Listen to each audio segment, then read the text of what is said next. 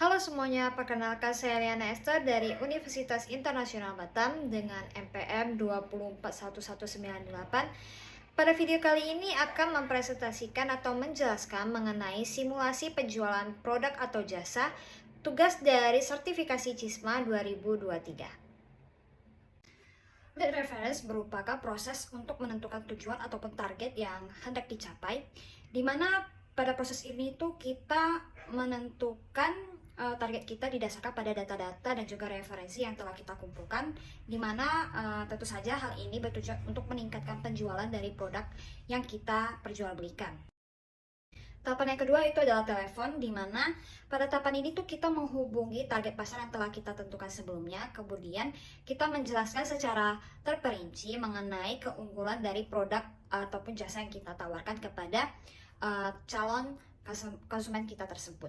Kita dapat melakukan tahapan ketiga ini jikalau kita berhasil melalui tahapan pertama dan tahapan kedua, yaitu kita berhasil meyakinkan calon konsumen kita itu untuk membeli produk ataupun jasa yang kita tawarkan. Nah, dikatakan berhasil itu dimana kita dapat bertemu secara langsung dengan konsumen untuk menjelaskan lebih terperinci lagi produk atau jasa kita, ataupun dimana konsumen ini sudah deal untuk memesan barang ataupun produk dan jasa kita. Tahapan keempat yaitu adalah presentation and objection, dimana tahapan ini tuh sebenarnya dilakukan saat tahapan ketiga tersebut kita berhasil bertemu dengan konsumen kita. Kemudian di saat itulah kita menjelaskan secara terperinci mengenai produk kita, proses transaksi yang akan dilakukan jikalau kita bersepakat untuk menjalin kerjasama, ataupun penjelasan ini tuh dapat dibilang penjelasan secara lebih rinci lagi kepada konsumen jika sudah deal dengan produk yang kita tawarkan. Tahap selanjutnya yaitu adalah closing, di mana setelah semuanya dirasa cukup oleh kedua belah pihak, maka dapat dilakukan closing atau penutupan.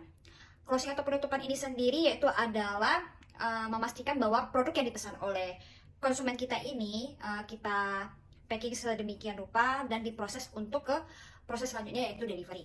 Nah, delivery ini sendiri adalah proses di mana kita itu memastikan produk yang kita tawarkan sebelumnya itu sampai ke tangan konsumen kita dan sesuai dengan apa yang diharapkan oleh konsumen kita ini sendiri.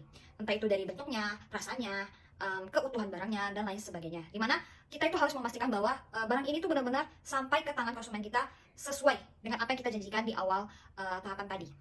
Setelah proses delivery pun selesai, maka kita tetap harus memberikan service ataupun pelayanan yang baik kepada konsumen kita, di mana kita dapat bertanya mengenai produk yang sudah diterima, apakah sesuai atau tidak, ada kekurangan atau kesalahan yang dapat kita perbaiki, atau ada kritik atau kesalahan yang ingin disampaikan.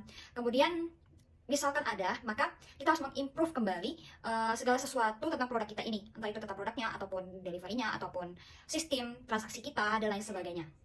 Kemudian tidak sampai di situ saja, kita harus follow up cross sell, di mana pada bagian ini tuh sering dilupakan oleh para sales ataupun marketing, di mana setelah transaksi kita selesai, maka kita tidak boleh sampai di situ saja, tapi kita tuh harus tetap melakukan follow up secara berkala untuk meminta referensi-referensi dari konsumen kita. Misalkan nih, Bu, kerupuknya kan oke nih, dimana yang saya bahas ini adalah kerupuknya oke nih, kira-kira ada konsumen ibu lain nggak ya, atau enggak saudara ibu, atau ibu ingin menambah pemesanan, kuantiti pemesanan, dan lain sebagainya.